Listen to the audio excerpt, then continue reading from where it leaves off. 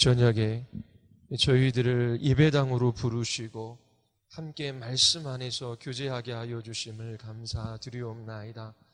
삼위 하나님을 알아가는 참된 지식을 허락하여 주시고 진리를 따라 순종하며 주님 사랑하며 또 우리의 형제와 이웃을 사랑하는 하나님의 백성들 되게 하여 주시옵소서. 성령 하나님께서 참된 인생의 실체들을 보게 하여 주시고 저희들에게 소망을 갖게 하시며 끝까지 믿음을 가지고 주의 길로 행하게 하여 주시옵소서. 하나님께서 성소로 교우들을 기억하여 주셔서 참으로 저희의 눈을 열어 주의 구원하시는 영광을 보게 하여 주시고 저희들이 온전히 하나님 앞에 순종하며 하나님 예배하는 복된 사람들로 나타나게 하여 주시옵소서. 주님께서 저희들을 진리 가운데로 이끌어가 주시기를 간절히 원하오며 예수 그리스도의 이름으로 기도드리옵나이다. 아멘. 자, 오늘은 요한 2서입니다. 요한 2서가 전체 몇 절로 이루어져 있죠? 퀴즈입니다. 몇 절이죠? 13절입니다. 자, 성경이 한 장으로 되어져 있는 게 요한 2서 말고 다른 것도 있지요. 뭐가 있죠? 뭐가 있죠? 자, 2개가 있다, 3개가 있다, 4개가 있다, 5개가 있다. 자, 1번, 2번, 3번. 2개, 3개, 4개, 5개.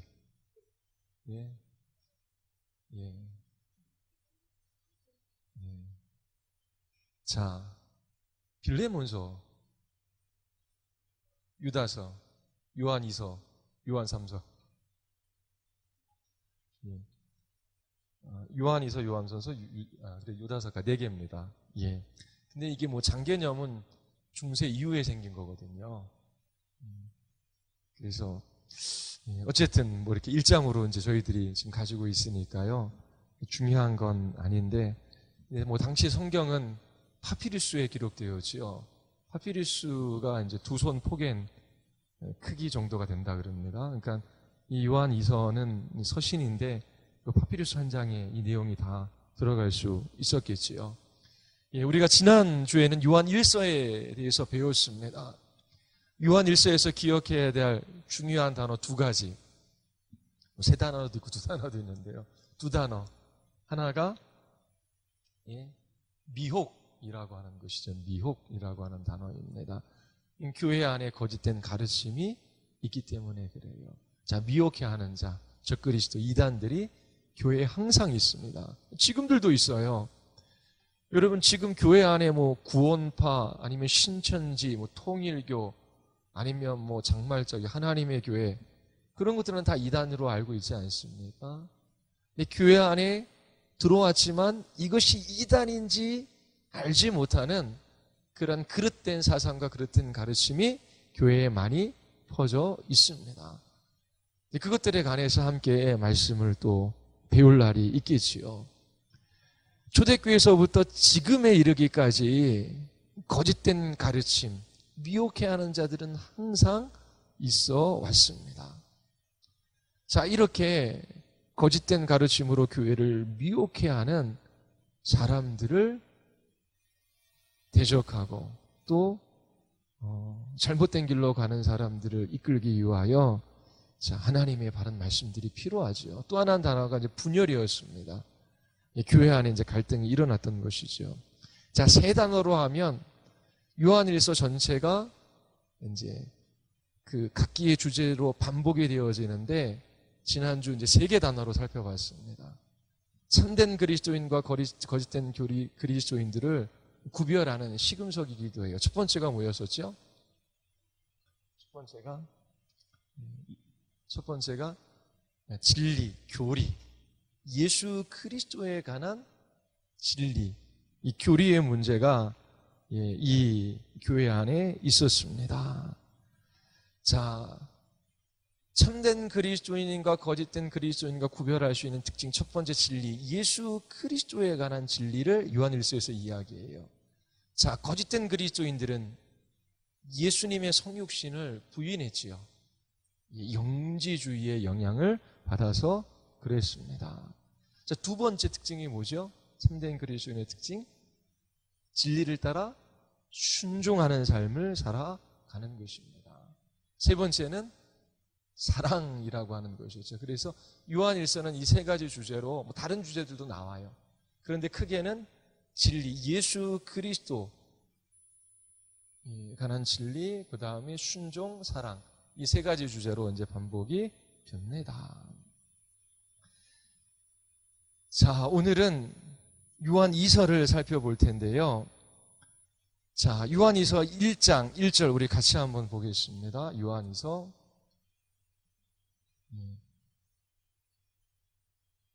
1장 1절 우리 같이 한번 읽어볼까요? 발신자가 누구인지 나오고 있습니다. 그리고 수신자가 누구인지도 나오고 있어요.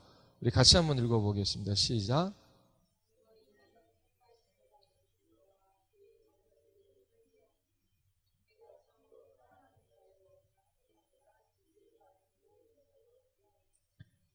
자, 누가 이 서신을 보내고 있지요? 발신자, 장로라고 합니다. 자, 이 장로는 누구일까요? 요한 사도일 것이라고 추정해요. 왜냐하면 용어나 내용에 있어서 요한이 쓴 이전의 서신과 우리가 배운 서신과 비슷한 부분들이 많이 있기 때문에 그래요. 그런데 확정적으로 결정적인 증거, 요한 사도가 쓴 것이다 라고 이야기하는 부분은 없습니다. 자, 장로라고 하는 표현이 의미하는 것이 무엇이겠습니까? 첫 번째는 이 장로는 미조직교회가 아니라 조직교회, 조직교회의 직분을 가지고 있는 것이지요. 그리고 또 장로라고 했을 때는 어느 정도 일정 연도의 연배를 가지고 계신 분이 이제 교회 안에 있는 것입니다. 장로가 누구에게 편지를 보내죠? 부녀와 그의 자녀들에게 편지하노니. 근데 이 부녀는 누구예요? 택하심을 받은 부녀, 그리고 그의 자녀들.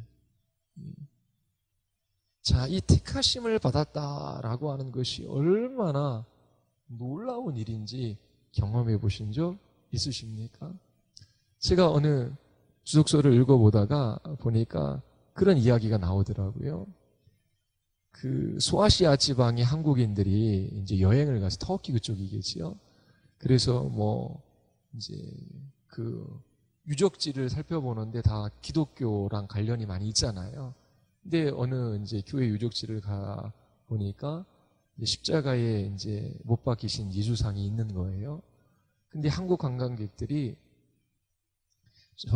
두 사람이 이제 막 떠들며 교회 안을 왔다 갔다 하다가 한 사람이 물었답니다.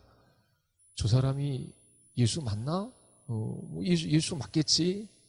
근데 왜 이렇게 저렇게 삐쩍 말랐지? 그러면서 그렇게 이제 예수님을 믿는 사람의 입장에서는 그 듣기가 좀 거북한 그런 이야기들을 계속 하더래요.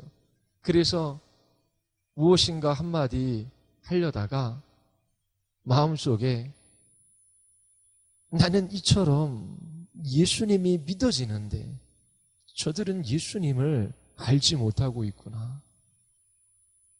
이것은 하나님께서 나를 택하셨고 저들을 하나님께서 택하시 않으셨기 때문에 나는 이처럼 하나님의 자녀가 되었고 저들은 역사적인 인물이지만 그 예수를 비난하는 얘기들을 쏟아놓구나. 그러면서 그 교회를 뛰쳐나가 하나님께서 자기 자신을 택하셔서 예수님을 믿게 하신 것이 얼마나 큰 은혜인지 눈물을 펑펑 흘리면서 그렇게 울었다라고 하는 그런 거를 제가 읽은 적이 있습니다. 하나님께서 택하셨다라고 하는 이것 자체가 너무나 놀라운 것이지요. 그러면 택하심을 받은 부녀는 누구이겠습니까? 부녀와 그의 자녀. 이 책 읽어보셨죠? 예. 자, 부녀 그러니까 1차적으로는 특정한 어느 한 개인을 가리킨다라고 하는 그런 견해가 있을 수 있겠지요. 그래서 신학자들 중에 이거는 특정한 어느 한 개인을 가리키는 것이다 라고 이야기하는 분도 있습니다. 두 번째는 특정한 개인이 아니라 특정한 교회와 그 교회에 속한 교인들을 의인화해서 표현한 것이다 라고 하는 견해가 있습니다. 그러면 그런 견해에 따른 증거들이 있잖아요. 이 후자에 대한 증거들이 훨씬 더 강력합니다. 왜냐하면 전체를 읽어볼 때에 어느 한 개인보다 이제 여러 사람을 지칭한 듯한 그런 단어들이 나와요. 그러니까 문맥을 볼 때에 여기서 얘기하는 부녀라고 하는 것은 교회를 가리키고 있다라고 할 가능성이 높습니다. 그리고 고대 헬라어를 공부한 사람들이 그때의 이 글들을 보니까 이제 지방이나 도시를 표현할 때 의인화하여 여기서 그녀라고 하는 이 헬라어 단어와 같은 단어를 사용한 경우를 발견했습니다. 그러니까 이 요한 사도가 편지를 보냈을 당시에 교회는 이제 지역 교회잖아요, 그렇죠? 그런데 뭐 오늘날처럼 뭐 성서로 교회, 무슨 교회, 그것처럼 교회 이름이 있었던 때가 아니거든요. 그 지역이나 그 도시의 이름을 붙여서 뭐 에베소 교회, 로마 교회 보통 이제 그렇게 부르잖아요. 그런 것처럼 도시나 지방의 이름으로 교회 이름을 대신했기 때문에 이렇게 이제 부녀라고 하는 의인화된 표현을 그 당시에 글 쓰는 관례에 따라 쓴 것이 아닐까 그렇게 추정을 합니다. 그리고 구약 성경에서 보면 이스라엘을 처녀나 시온의 딸, 또 신부, 뭐 결혼한 여자로 이렇게 표현하는 부분들이 많이 있어요. 또 신약 성경도 교회를 어머니로 그렇게 묘사하고 있지요. 그러므로 여기에서 이제 부녀라고 하는 퀴리아라고 하는 이 단어는 그냥 어느 한 개인을 지칭하기보다 특정 지역 교회를 보는 것이 타당하고, 부녀와 그의 이제 자녀들이라고 할 때 자녀들은 교인들로 생각할 수 있는 것이지요. 자, 우리 1절을 다시 한번 보면은 1절에 보면 장로가 보내잖아요. 우리는 이제 요한 사도로 추정하고 있습니다. 근데 장로인 나는 이렇게 편지하노니 내가 참으로 사랑하는 자요 나뿐 아니라 진리를 아는 모든 자도 그리하는 것은, 그러니까 나도 이 교회를 사랑하고 진리를 아는 모든 자도, 진리를 아는 모든 자는 이 편지를 보내고 있는 요한 주위에 있는 사람들을 가리키는 거겠지요. 그래서 교회 안에 진리의 말씀을 가지고 가르치는 교사들이 있었음을 이제 우리에게 보여줍니다.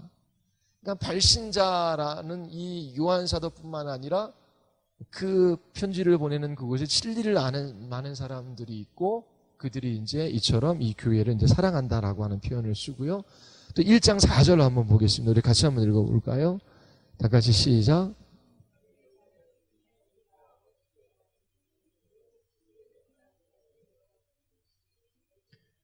자, 너희 자녀들 중에 우리가 아버지께 받은 대로 받은 기회는 뭘 행해요? 진리를 행하는 자.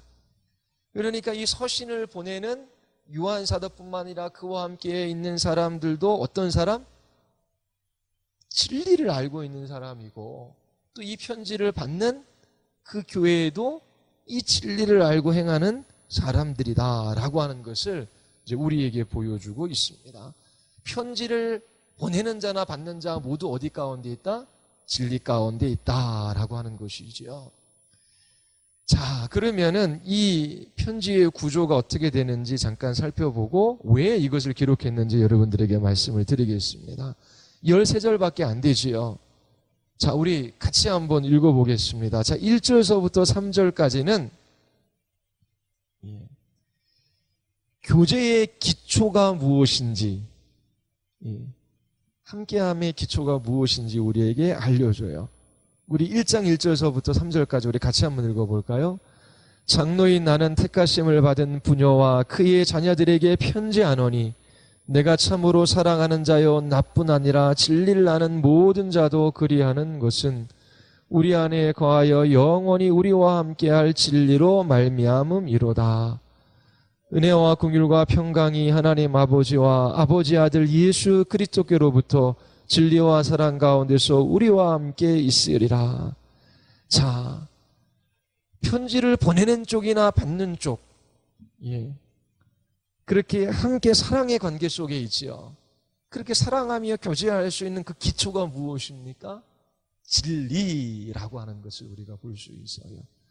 자, 그리고 우리 4절서부터 6절까지, 자, 여기가 이제 본론 첫 번째 부분입니다. 한 가지 주제를 이루고 있거든요. 4절부터 6절까지를 같이 한번 읽어보겠습니다. 다 같이. 읽을 때 이제 교제의 요소가 무엇인지 살펴보시기 바랍니다. 자, 4절부터 6절까지 시작. 너희 자녀들 중에 우리가 아버지께 받은 계명대로 진리를 행하는 자를 내가 보니 심히 기쁘도다. 부녀여, 내가 이제 내게 구하노니 서로 사랑하자. 이는 새 계명같이 내게 쓰는 것이 아니요 처음부터 우리가 가진 것이라. 또 사랑은 이것이니 우리가 그 계명을 따라 행하는 것이요 계명은 이것이니 너희가 처음부터 들은 바와 같이 그 가운데서 행하라 하심이라. 자, 본론 부분인데 여기서는 교제의 요소가 나오고 있어요. 자, 많이 나오는 단어가 두 개가 있는데 뭐죠? 예, 두 개가 있습니다. 뭐죠? 하나는 계명, 또 하나는 사랑이라고 하는 것입니다. 근데 여기 읽어보면은 사랑이 뭐지요? 계명을 따라 행하는 거예요. 자, 하나님의 계명을 따라 행하는 것은 구체적으로 뭐죠? 사랑하는 것입니다. 이 책에서 나오죠. 예. 그럼 이게 순환 논리가 아니냐? 뭔가 우리에게 지식과 정보를 제공해 줄 수 있지 않는 계속해서 돌고 도는 거 아니냐? 자, 그러면 여기서 중요한 거는 교제의 요소는 두 가지인데 사랑과 뭐죠? 계명입니다. 근데 사랑은 계명에 순종하는 거잖아요. 그래서 이 책도 읽어본 여러분들이 그런 구절을 발견할 수 있어요. 하나님의 말씀을 알아가면 알아갈수록 어떻게 해요? 사랑하게 되는 거예요. 그리고 사랑하는 삶, 계명에 순종하는 삶을 살아가면 살아갈수록 어떻게 해요? 사랑을 배워 알아가는 것입니다. 그러니까 사랑하면 살아갈수록 하나님의 말씀을 더 깊이 깨닫고 이해하게 되는 것이죠. 그래서 단순히 사랑은 계명을 지키는 걸 사랑하는 것, 그렇게 돌고 돌아가는 것이 아니라 어떻게 해요? 사랑하면 하나님의 말씀을 더 깊이 깨달아 알게 되고, 그리고 하나님의 말씀을 알아가면 사랑하게 되고, 이렇게 점점 상승 곡선을 이루게 되는 것이죠. 여러분, 말씀을 깨달았어요. 자기를 부인하고, 그리고 자기 것을 주장하지 아니하고 다른 사람을 섬겨요. 주의 말씀, 주의 계명이 한 걸음 내디디며 순종했어요. 그러면 두 번째 걸음을 내디딜 때 전에는 전혀 보이지 않았던 것들이 보이고 깨닫지 않았던 것들이 깨달아져요. 말씀 속에서 들을 때 그 순종을 통해서. 그러니까 이 말씀을 더 깊이 깨달아 알아가는 것입니다. 부부 사이도 결국 부부 사이는 그리스도와 교회의 언약적인 사랑을 드러내는 것이다 라고 우리가 배웠잖아요. 그러면 교회와 그리스도의 사랑이 무엇인지 말씀을 배워요. 그러면 부부관계 속에서 어떻게 사랑해야 할지 그 교회와 그리스도의 사랑의 비밀을 알아가면 알아갈수록 더 깊이 사랑하게 되는 것이죠. 그리고 부부가 진실로 더 사랑하게 되면, 서로 희생하고 연합하게 되면 교회와 그리스도의 비밀을 더 깊이 알아가는 것입니다. 이처럼 교제의 요소가 있는데 그거는 하나님의 말씀을 배우고 그 계명에 순종하는 거예요. 그러면 사랑하게 되고 그 사랑을 따라 더 하나님의 말씀을 깊이 깨달아 알아가는 이 일이 이제 교제의 요소라고 볼 수 있습니다. 그리고 세 번째 7절부터 11절. 자, 교제의 범위. 자, 누구랑 교제하는지 7절부터 11절까지 우리 같이 읽어보겠습니다. 다 같이 시작. 세상에 많이 나왔나니 이는 예수 그리스도께서 육체로 오심을 부인하는 자라. 이런 자가 미혹하는 자요 적그리스도니 너희는 스스로 삼가 우리가 이런 것을 잃지 말고 오직 온전한 상을 받으라. 지나쳐 그리스도의 교훈 안에 거하지 아니하는 자는 다 하나님을 모시지 못하되 교훈 안에 거하는 그 사람은 아버지와 아들을 모시느니라. 누구든지 이 교훈을 가지지 않고 너희에게 나아가거든 그를 집에 들이지도 말고 인사도 하지 말라. 그에게 인사하는 자는 그 악한 일에 참여하는 자임이라. 자, 7절서부터 11절까지 교제의 범위가 나옵니다. 여기서 많이 사용하는 단어가 하나 있어요. 그게 뭐죠? 교훈이라고 하는, 교훈 안에 교훈을 가지고, 다른 말은 진리 안에서 교제하라고 하는 것입니다. 이단을 경계하고 진리 안에서 교제하라. 진리를 떠난 사랑, 교제는 없다라고 하는 것을 우리에게 가르쳐주고 있습니다. 그리고 12절, 13절. 자, 마지막 부분인데 우리 같이 한번 읽어보겠습니다. 내가 너희에게 쓸 것이 많으나 종이와 먹으로 쓰기를 원하지 아니하고 오히려 너희에게 가서 대면하여 말하되 이는 너희 기쁨을 충만하게 하려 함이라. 택하심을 받은 네 자매의 자녀들이 내게 문안하느니라. 예. 쓸 것이 많죠. 근데 종이와 목으로 쓰는 것을 원치 아니에요. 이제 얼굴을 대면하며 너희들에게 가서 말하기를 원해요. 그것은 너희의 기쁨을 충만하게 하기 위함이다. 그리고 13절에 네 자매의 자녀들이 내게 문안하느니라. 이게 무슨 말입니까? 4명의 자매가 아니라 너의 자매의 자녀들. 그러니까 교회와 이웃하는 교회. 그러니까 너의 교회, 그러니까 내 자매의 자녀들. 너의 자매, 그러니까 자매교회의 교인들이 내게 문안한다. 이제 그런 표현입니다. 자, 그러면, 자, 1절서부터 3절까지, 자, 교제의 기초 뭐죠? 진리입니다. 그리고 4절부터 6절, 교제의 요소가 뭐지요? 예, 계명에 순종하는 것, 사랑입니다. 그리고 교제의 범위가 교훈 안에. 그리고 11, 13절은 이제 교제의 축복에 관해서 이야기를 합니다. 기쁨이 넘친다라고 하는 거예요. 진리 안에서 교제할 때 기쁨이 넘친다. 자, 그러면 여러분들이 살펴보았듯이 이 요한이서를 기록한 이유가 있겠지요. 자, 편지를 보내는 그 요한 사도나 함께한 교회나 또 좀 멀리 떨어져 있는 자매 교회인 이 교회나 모두 진리 안에 있었어요.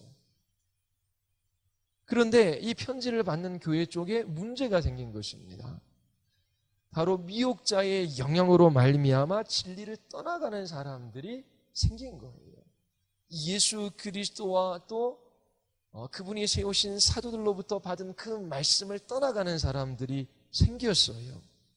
그래서 진리를 떠나가는 것으로 인하여 이 편지를 보내는 측과 받는 쪽 안에 이 진리 안에서의 사랑의 교제가 어떻게 이루어지지 않고 이제 멀어지게 되는 것이지요.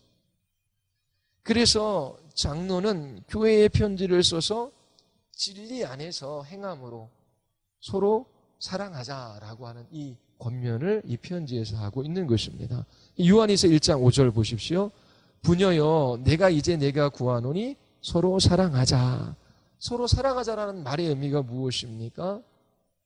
자, 우리 마음 상했으니까 한번 풀고 같이 좀 친밀하고 정서적으로 좀 따뜻한 공동체를 우리 한번 만들어 보자. 그런 의미가 아니지요. 교회가 진리 안에서 순종해야 되는데 미혹자들로 인하여 교회 안에서 진리를 떠나는 사람들이 나타나고 있습니다. 이로 인하여 이 교제하는 것이 소원해지고 멀어지는 거예요. 그래서 우리 안에 있는 친밀함, 어떤 감정의 회복이나 그리고 좋은 그 화해의 분위기들, 그런 것들을 우리 한번 만들어 보자라고 하는 그런 말이 아니라 다시금 진리를 회복해야 한다라고 하는 그런 의미가 서로 사랑하자라고 하는 말의 의미에 들어가 있는 것입니다. 그냥 서신을 기록한 목적이 너무나 분명하지요. 진리 안에서 교회가 성도들이 함께 따뜻한 사랑의 교통이 있었어요. 근데 교회 안에 어떻게 해요? 거짓된 가르침들이 퍼져나가는 것입니다. 그래서 이 교회와 교회, 성도들 사이에 이 사랑의 교통이 이게 사라지는 거예요. 교회 안에 분열이 일어나는 것입니다. 그래서 다시금 진리 안에서 이 사랑을 회복할 것을 이 요한 사도가 권면하고 있는 것입니다. 자, 그러면 이제 미혹자들이 요한 1장 7절에 나와요. 미혹하는 자 적그리스도에 관해서 이야기하죠. 자, 미혹자 적그리스도가 하는 일이 뭐죠? 1장 9절 상반절에 보면 뭐라고 써 있죠? 그리스도의 교훈 안에 거하지 아니하는 자. 자, 그리스도의 교훈 안에 거하지 아니하는 자. 근데 자, 이들이 구체적으로 어떤 것들을 가르치죠? 예수 그리스도께서 육체로 오심을 부인하는 자. 자, 이 부분을 해석할 때도 그 요한일서 4장 2절에 보면 예수께서 육체로 오신 것을 시인하는 영마다 하나님께 속한 것이요. 그래서 예수님께서는 이미 오셨잖아요. 그래서 십자가에서 죽으시고 부활하시고 승천하셨어요. 그래서 예수 그리스도께서 오신 것, 이 성육신을 시인하는 영마다 하나님께 속한 것이고, 부인하는 자들은 그리스도인들이 아니다, 하나님께 속한 사람이 아니다라고 과거 시제로 이야기해요.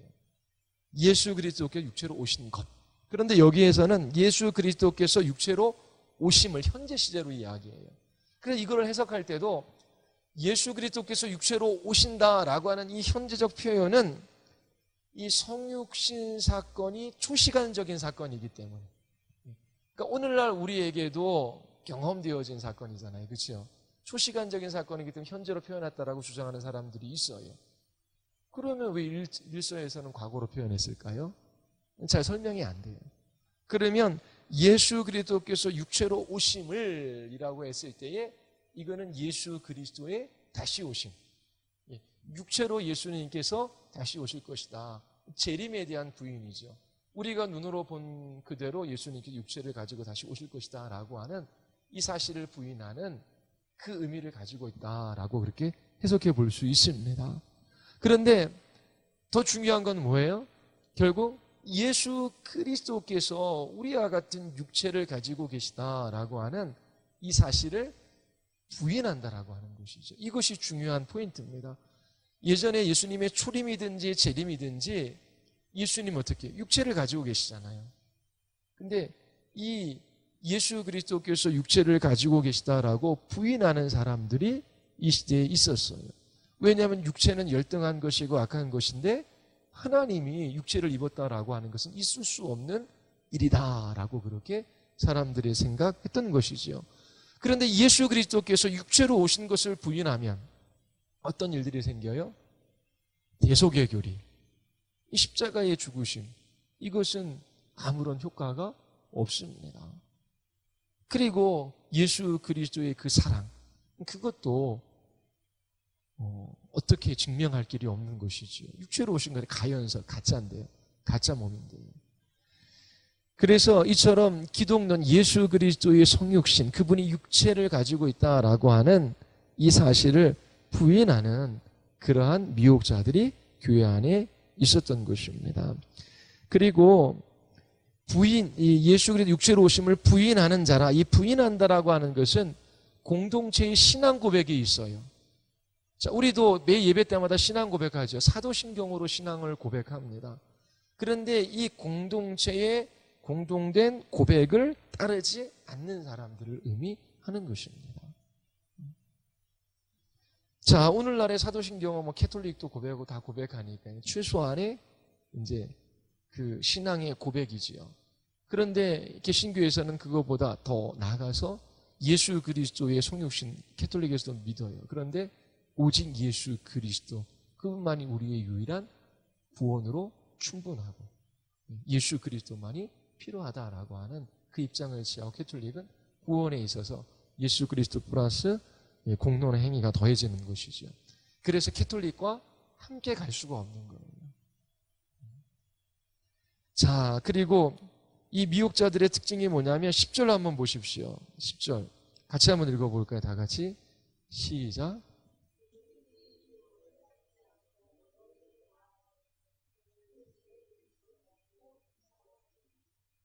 예. 자, 그를 집에 들이지도 말고, 그러니까 이 미혹해하는 사람들이 성도들의 집을 방문해서 거짓된 가르침을 퍼뜨리는 것이지요. 그래서 이때는 순회 전도자, 순회 이런 설교자들이 있었습니다. 그런데 디다케라고 하는 교훈집을 읽어보면은 몇 가지 기준이, 거짓과 가짜의 기준. 그 기준 중에 뭐가 있냐면 보통 하루를 머물며 말씀을 전하고 떠나가요. 그런데 이틀까지 머물면 괜찮은데 사흘까지 머물겠다라고 하면 거짓 교사일 가능성이 있다. 그런 게 있고요. 또 이 사람이 이 교회에 있다가 이제 이렇게 또 방문하잖아요. 근데 방문할 때 그 다음 방문하는 그 거리가 있을 텐데 그때 가기까지 필요한 음식을 제공해 주는 것이 그게 덕이에요. 그런데 이 순회 전도자가 돈을 요구하거나 그 이상의 것들을 요구하면 거짓 전도자일 가능성이 높다. 그런 것들이 이렇게 교훈집에 이제 기록되어져 있습니다. 그런데 이렇게 집집마다 찾아다니면서 또 아니면 이 가정교회 방문하면서 거짓된 가르침을 이 미혹해하는 사람들이 계속 퍼뜨렸던 것이지요. 그리고 요한 1장 11절에 보면 그 악한 일에 참여하는 자, 그런데 그들은 악한 자이다 라고 그렇게 이야기를 하고 있습니다. 자, 그러면 어떻게 이 거짓된 가르침에 맞서 싸울 수 있을까요? 그럼 진리를 아는 것이지요. 그래서 이 요한 2서를 읽어보면은 삼위일체 교리에 대한, 특별히 성부와 성자의 관계에 대한 그 구절들이 많이 나와요. 요한 2서 1장 3절 보십시오. 대표적인 구절인데요. 은혜와 긍휼과 평강이 하나님 아버지와 아버지 아들 예수 그리스도께로부터. 자, 은혜와 긍휼과 평강이 어디로부터 나옵니까? 하나님 아버지와 아버지 아들 예수 그리스도. 예수 그리스도와 하나님 아버지를 동등하게 지금 계속 기록하고 있는 거예요. 그래서 하나님은 아버지이시고 그리스도는 그분의 아들이시다. 성부와 성자는 동등한 하나님이시다라고 하는 것을 표현하는 것이죠. 이 시대의 사람들로는 이거는 놀라운 표현이거든요. 우리는 하도 들어가지고 별로 놀랍지도 않은데 이 땅에 오신 그 역사적 인물 예수가 하나님의 아들, 하나님과 동등된 분이시다라고 하는 것입니다. 그러면서 계속 이제 4절에는 이렇게 하나님을 아버지로 표현하고 또 9절에도 아버지와 아들, 그런 표현들을 이제 씁니다. 이런 것들을 통해서 결국 하나님을 믿는다라고 하면서 그 아들 예수 그리스도를 믿지 않는 것은 아버지를 믿지 않는 것이고, 그리고 아들을 믿는 사람은 어떻게 그 아버지를 믿는 것이다 라고 하는 그런 또 요한의 그런 표현들을 여기에서 또 엿볼 수가 있습니다. 자, 요한 2서에서 예수님께서 이제 육체로 계셨고 육체로 다시 오실 것을 이야기를 합니다. 이것은 구원받는 것이 단지 우리의 영혼뿐만 아니라 우리의 육체, 우리의 전인이 구원받는다라고 하는 것을 이 요한서신에서는 강조하고 있습니다. 자, 마지막으로 이제 구조를 통해서 볼 때에 중요한 그 단어들이 계속 반복되는 것을 볼 수 있어요. 여러분, 1절서부터 4절까지는 진리라고 하는 단어가 많이 나와요. 그리고 4절서부터 6절까지는 무슨 단어가 많이 나올까요? 계명이라고 하는 단어가 나오고요. 7절서부터 11절까지는 뭐가 많이 나올까요? 교훈이라고 하는 단어가 나옵니다. 자, 그러면 계속 반복적으로 세 개의 단어가 순차적으로 나오는데 앞에는 진리, 계명, 교훈. 이 세 가지는 모두 뭘 가리킬까요? 왜 이렇게 했을까요? 요한이 다른 의미를 가지고 있다보다도 진리를 강조하는 표현입니다.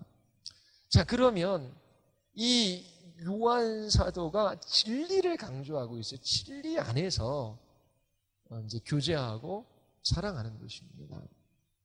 그러면 이 진리의 특징이 무엇이냐라고 했을 때에 1장 3절에 이 진리의 특징은 반드시 사랑과 함께 간다. 진리와 사랑 가운데서라고 하는 표현이 있죠. 그리고 1장 1절에 보면 내가 참으로 사랑하는 자요. 참으로라고 하는 단어가 있잖아요. 이 단어도 진리 가운데 사랑하는 자요. 그래서 진리와 같은 어원의 단어를 사용하고 있습니다. 그래서 진리와 사랑이 함께 간다라고 하는 것을 요한 사도는 지금 강조하고 있어요. 자, 사랑이 없는 진리, 냉랭하지요. 그리고 진리가 빠진 사랑, 열정적이지만 아무것도 남는 게 없어요. 금방 타버릴 그러한 재와 같은 것이지요. 자, 그리고 두 번째 특징 1장 3절 보면 은혜와 긍휼과 평강이 자, 하나님 아버지 아들 예수 그리스도로부터 오는 것이지요. 그런데 진리와 사랑 가운데서 옵니다. 이 말이 무슨 말이겠습니까? 진리와 사랑 안에서만 하나님의 은혜와 긍휼과 평강을 얻을 수 있다라고 하는 것입니다. 자, 진리와 사랑을 떠나가면 하나님의 은혜, 긍휼, 그 평강 없다라고 하는 표현을 1장 3절에서 지금 하고 있습니다. 자, 그래서 지금 요한 사도가 한 교회에 편지를 보내고 있는데 그들이 지금 미혹하는 자들로 말미암아 진리를 떠나가고 있어요. 그래서 지금 이 교회에 필요한 것 두 가지를 이야기합니다. 그게 뭐죠? 진리와 사랑입니다. 진리가 있어야 분별할 수 있어요. 그리고 거짓된 가르침을 가르치는 자를 대적할 수 있습니다. 그리고 어떻게 해요? 거짓된 가르침에 빠졌다가 돌아오는 지체들을 사랑으로 품을 수가 있는 것이지요. 그리고 진리 안에서 이 교회 공동체가 사랑으로 연합할 수 있는 겁니다. 자, 그러면 오늘날의 교회도 이 앞에 보면 여러분들 책에 보면 그런 이야기 나오잖아요. 798페이지에 보면 사랑지향적 교회, 진리지향적 교회 이런 거 있습니까? 자, 진리지향적 교회는 변증, 교리, 복음전도 그리고 설교를 강조. 사랑지향적 교리는 카운슬링, 교제, 구호, 단체 그리고 무료 식당 등을 강조. 그래서 저기 강북에 있는 아주 큰 교회로 성장한 교회가 있는데요. 이 교회는 정말 사랑을 강조해요. 그래서 목사님이 어디 재해가 났다 그러면 주일날도 다 제끼고 성도들 데리고 사람들 구제하러 다녀요. 그래서 그렇게 사랑을 실천하는 것으로 유명한 교회가 있어요. 물론 진리의 말씀을 가르치지 않는다라고 하는 건 아닌데 특징이 뭐냐면 그렇게 구제하는 것, 어려운 사람들 도와주러. 그래서 목사님이 주일날 안 계시기도 하시고 또 이제 사람들 성도들 데리고 그렇게 하면서 어려운 사람들 도와주는 그런 일들을 많이 하는 교회가 있어요. 또 어떤 교회는 어떻게 해요?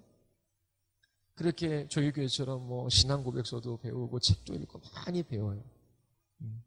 근데 말씀을 배우는데 냉랭하고 또 열심히 사랑을 실천하는데 윤리적이고 도덕적인 삶을 살아가는데 진리가 빠진 그러한 모습들이 이제 있을 수 있어요. 이 교회는 어떻게 진리를 기초로 해서 계명에 순종하며 사랑하는 공동체가 교회이다라고 하는 것입니다. 자, 오늘날 이제 한국 교회에 문제들이 있습니다. 왜냐하면 이 진리 대신 하나님의 말씀 대신 다른 것들을 더 많이 교회 안에 들여왔어요. 그래서 여러분들 나중에 같이 또 책들 공부하겠지만 심리학, 경영, 마케팅, 또 소비자 중심의 마케팅이죠. 그래서 어떻게 하면 사람들을 교회 오게 할까? 어떻게 하면 저들을 편하게 할까? 그래서 같이 등산도 하고 운동도 하고 의자도 편안하게 하고 헌금 이렇게 거두면 불편하니까 뒤에 헌금통 놔두고 그리고 음악 좋아하니까 음악하고 설교 어렵게 하는 거 싫어하니까 짧게 하고 영상 보여주고 간증 좋아하니까 간증 많이 하고 그러면서 교회가 왔어요. 어떻게 해서든지 교회의 문턱을 낮추고 그리고 사람들이 교회에 올 수 있게끔 만들자. 그 의도는 너무 좋은 것이죠. 그런 열정이 필요해요. 그런데 문제는 진리를 이제 떠나가는 일들이 생긴 겁니다. 그래서 이야기해 줄 것들을 제대로 잘 이야기를 하지 못해요. 하나님 당신이 사랑해요. 당신은 사랑받기 위해 태어난 사람입니다. 그런데 사랑받기 위해 태어난 사람이 아니라 사랑하기 위해 태어난 사람이고 그리고 예수 그리스도 그분을 영접하지 않는 자들에게 있을 하나님의 진노와 심판, 그 영원한 멸망에 관해서 정확하게 이야기해 주는 것들을 찾아보기가 어렵지요. 그리고 신비주의, 또 자유주의, 또 성공주의. 성공이라는 게 뭡니까? 그러니까 막 뭐 어디 정말 기도 열심히 하시는 분이 있는데 이제 직통 계시를 받아요. 그래서 하나님이 야 이렇게 해라 저렇게 해라 그렇게 이제 응답을 해주신대요. 그리고 보니까 하는 일마다 다 잘 돼. 그래서 이제 기도받으러 가는 거예요. 자, 제가 짜장면집을 해야겠습니까? 칼국수집을 해야겠습니까? 물어보는 것이죠. 우리 자녀가 있는데 이번에 대학을 여기에 집어넣으면 들어가겠습니까? 저기 무당 종교가 되어져 가는 거거든요. 근데 뭐 기도 응답을 받으려고 하는 거예요. 그 모든 밑바탕에는 뭐가 있어요? 비교하면서 남들보다 낫고자 하는 성공, 그리고 이 땅에서의 평안하고 안정적인 것들을 갈망하는 그런 마음이 있는 것입니다. 시편 73편 우리가 살펴볼 때도 시인이 경건한 사람이었지만 왜 넘어질 뻔했어요? 마음 한 곳에 시험이 들어오니까 어떻게 악인들의 형통함이 내가 질시한 거죠. 부러운 거예요. 부러운 거예요. 아니 나는 열심히 산다고 살았는데 저렇게 하나님 대적하는 사람들은 성공적이고 편안하게 살아가니까요. 그러니까 나도 저렇게 성공하고 싶다라고 하는 거예요. 그러니까 교회 안에서 열심히 기도하고 자녀들 그 대학 입시 때는 뭐 그 나와서 안 나오던 새벽까지 나와서 기도하고 그 나쁘다는 게 아니라 그때라 나와서 기도하면 좋지요. 그런데 또 문제가 막 있으면 그 문제 때문에 나와서 막 기도하고 근데 문제 때문에 나오면 기도해야 돼요. 맞아요. 근데 문제는 그 문제를 해결해 주세요. 해결해 주세요. 그게 아니라 전에도 말씀드린 것처럼 어떤 문제가 있으면 그 문제를 하나님의 말씀으로 나의 환경이나 상황이나 또 하나님께서 이러한 것들을 허락하신 이유가 무엇인지를 그 말씀의 밑에 조명해보고 그리고 하나님 이거 해결해 주세요. 그렇게 뛰쳐들어가기보다도 하나님을 대면하며 그 하나님 앞에 묵상하며 그리고 그 하나님의 뜻을 따라 기도하며 하나님과 교통하고 교제하는 이 신앙생활을 해나감으로 하나님께서 그 상황을 통하여 그 모든 걸 통하여 그 인격을 변화시키고 그리스도를 닮아가게 하시는 이런 것들은 전혀 모르고 그냥 울부짖고 하나님 해달라고 막 해요. 그리고 문제가 해결됐어요. 또 살아가다가 또 문제 있으면 그래요. 그 사람의 인격의 변화는 전혀 없이 그냥 문제 해결하라고 하나님 찾아다니는 그런 신앙의 형태들이 많이 있어 왔습니다. 그래서 이 땅에서 믿는 사람이 믿지 않는 사람보다 더 잘 살아야 되지 않냐, 더 좋은 대학교 가야 되지 않냐, 우리의 자녀들이 대학도 못 가면 그 예수님 믿는다라는 거 뭘 어떻게 자랑할 수 있겠느냐. 근데 성경에서 그런 게 어디 있어요? 아니 누누이 말씀드리지만 예수님 믿지 않는 사람들이 돈 더 많이 가졌고요, 더 높은 지에 있는 게 훨씬 더 많아요. 그렇지 않겠습니까?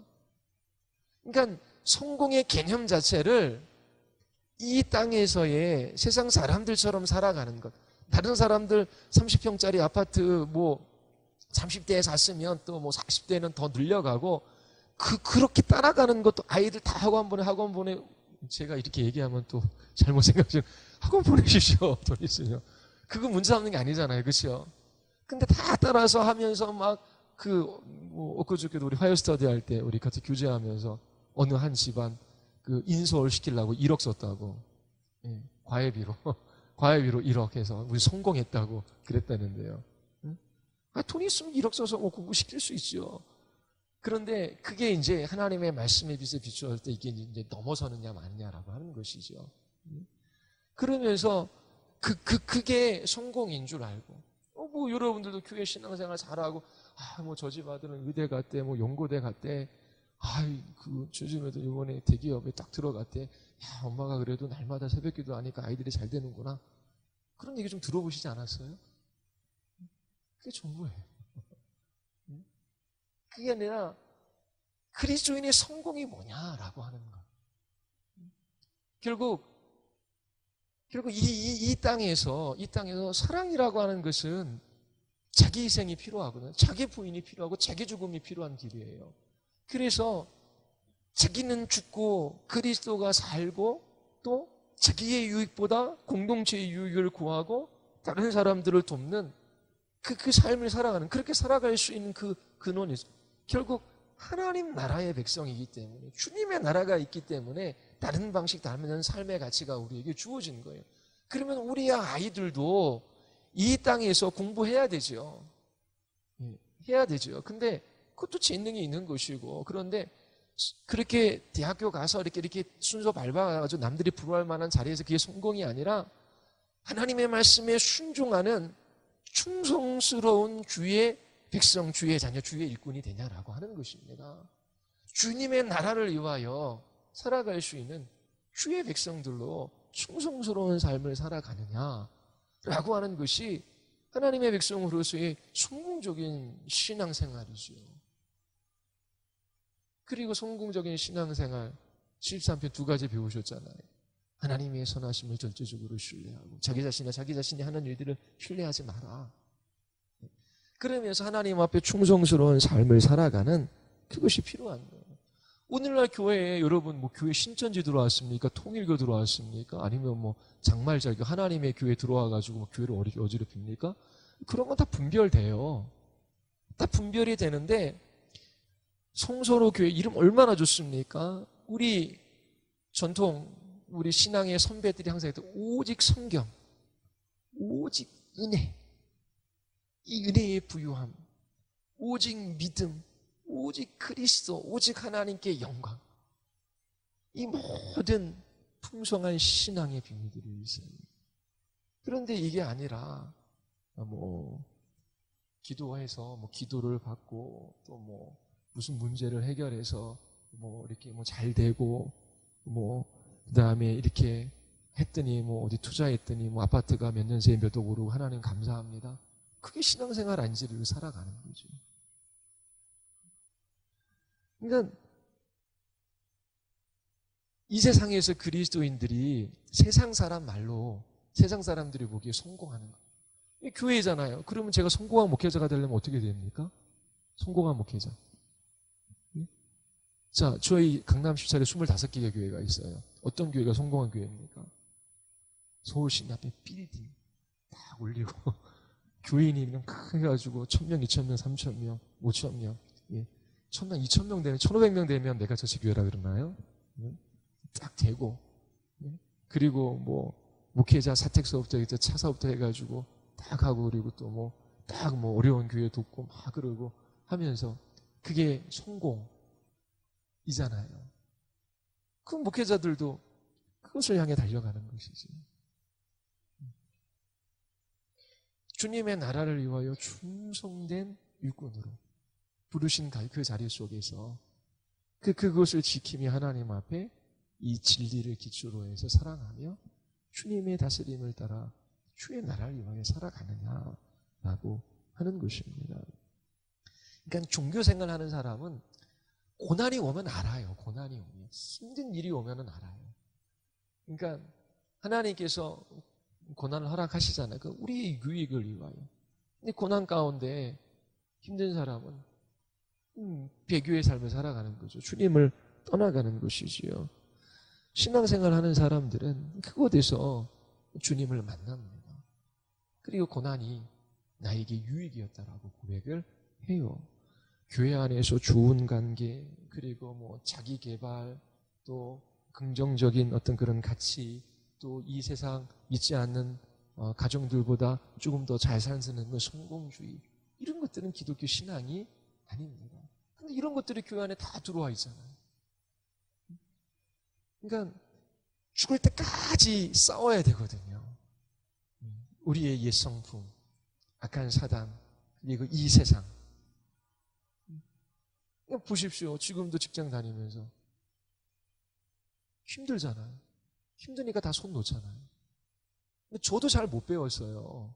한국교회 역사가 짧고 저도 어머니 신앙생활하고 믿는 가정이지만 누구 아버지한테 뭘 배웠어요? 가정에서 신앙교육을 배운 적이 있어요. 그냥 지멋대로 돌아다니다가 하나님의 은혜 가운데 목회자가 된 것이죠. 여러분들은 어떻게 해요? 1세대, 2세대인데 그 다음 세대. 근데 이게 이제 신앙이 사라질 판이에요. 왜요? 진리를 떠나갔기 때문에. 진리. 내가 밥을 못 먹어도 이 하나님의 말씀 앞에 서리라. 왜냐하면 이게 이 땅의 차원의 사고만은 안 되잖아요. 영적인 사고를 해야 되고 땅의 차원과 하늘의 차원과 모든 영역에 있어서 진리의 말씀을 가지고 생각하고 분별하고 순종하며 그 길들을 끝까지 걸어갈 수 있어야 되는데 그런데 너무나 연약하고 어려요. 자기 자랑, 그리고 상처받으면 나 상처받았어 하고 쓰러지고 화살이 푹 나면 그냥 푹 쓰러져가지고 그냥 못 일어나요. 그리고 또 교회 안에 또 종교생활을 신앙생활인지를 아는 사람들이 넘쳐나니까, 그러니까 교회가 힘들어지는 거지, 어려워지는 거지. 진리의 기초에서 교회가 계명에 순종하고 서로 사랑함으로, 그러면서 이곳에 임한 하나님의 나라, 그리고 장차 우리에게 올 하나님의 나라, 그 나라를 소망하며 끝까지 이 믿음의 싸움들을 싸워 나가는 것입니다. 끝까지 하나님 앞에 자기와의 옛 성품과의 싸움, 그리고 이 세상과 사단과의 영적 전쟁이 끊임없이 이루어지는 거예요. 이거 어떻게 싸우겠습니까? 진리 전쟁, 진리 싸움이라고 금요 설교 때 말씀드렸잖아요. 지금 하이델베르 유럽문답 하는데 공부하시는 분들 그게 예전에 그 축구부로 다 가르쳤는데 한 번도 교회에서 배운 적도 없어요. 일섬에서 신앙 공부인데 칭의, 그러면 칭의에 관해서 어디서 설명할 수 있겠습니까? 배웠는데? 그러면 안 게 아니에요. 그러면 내가 예수님 믿는다라는 거, 내가 의롭게 됐다라는 게 뭔가? 그러면 그 의미가 무엇인지를 말할 수가 있어요. 그게 아는 거예요. 그러니까 이게 진리의 기반이 너무나 약한 거예요. 물론 다 유창하게 이야기한다고 해서 다 좋은 그리스도인이고 다 많이 배웠다고 해서 다 견고한 사람은 아니죠. 성령께서 깨닫게 하시고 그 진리의 기초에 순종하며 그렇게 사랑하며 그 성도의 교통들을 누리는 이 은혜 속에서 기쁨이 넘치는 것입니다. 아니, 나가서 축구 한번 하고 등산하고 또 가깝게 또 맛있는 거 먹고 그러면 그렇게 지내면 친해지죠. 가까워지죠. 그런 거 할 필요가 없는 게 아니라 같이 그렇게 지내는 것도 필요하죠. 근데 그것으로 사랑하거나 가까워지는 거 아니에요. 그렇게 될 수 있는 게 아니에요. 결국 이 진리를 붙들고 싸우는 것들이 필요합니다. 그래서 여기에서 결국 거짓된 가르침을 드리는 자 집에 들이지도 말고 사귀지도 말고 말도 섞지 마라. 그런데 결국 여기에서도 이야기하는 것처럼 이 사람들은 지친 그리스도인이라고 말합니다. 그리고 이 거짓된 가르침들을 계속 퍼뜨려요. 그런 사람들은 교회에서 잘라놔야 됩니다. 그렇지 않고 교회 안에 잘 모르는 사람도 있고 연약하기도 하고 또 교회에 오지만은 예수님을 믿는 자는 잘 모르는 사람, 세상 사람들도 있어요. 그 사람들 배척하라는 게 아니지. 자기가 그리스도인이라고 하면서 가르치는 위치에서 잘못된 것들을 퍼뜨리는 그 사람들은 상대하지 말아야 되는 것입니다. 자, 그래서 저희들도 여러분들도 교회를 경험했을 거 아니에요, 그렇죠? 완전한 교회는 없어요. 우리가 말씀을 따라 하나님께 소망을 두고 우리의 공동체, 우리의 가정, 또 우리의 후손들도 주님 오실 날까지 이런 교회, 이런 가정에서 이렇게 하나님 앞에 충성스럽게 섬기며 이렇게 정말 성공한 신앙생활 하기를 바라며 여러분들이 진리 앞에 부지런히 서야 됩니다. 누누이 말씀드리지만 저희 부모들은 자녀들을 향해서 아무리 이야기하는 게 필요하지만 해서 그게 되겠습니까? 보면서 부모의 가치와 사상이 이게 얼굴빛과 말에 다 나와요. 아무리 이야기해도 삶에서 다 드러나게 되어 있어요. 그래서 끊임없이 자녀들과의 싸움이 아니라 하나님 앞에 순종하며 또 사랑하며 살아가는 싸움. 끝까지 믿음으로 인내하고 사랑하는 싸움들을 진리 가운데 해나갈 수 있어야 하는 겁니다. 하나님께서 특히 이렇게 진리 가운데 순종하며 사랑하는 그 걸음들을 걸어가는 사람들에게 긍휼도 베풀어 주시고 은혜도 주시고 평강도 넘치게 주셔서 이 싸움들을 싸우게 하시는 겁니다. 예, 혹시 질문 있으십니까?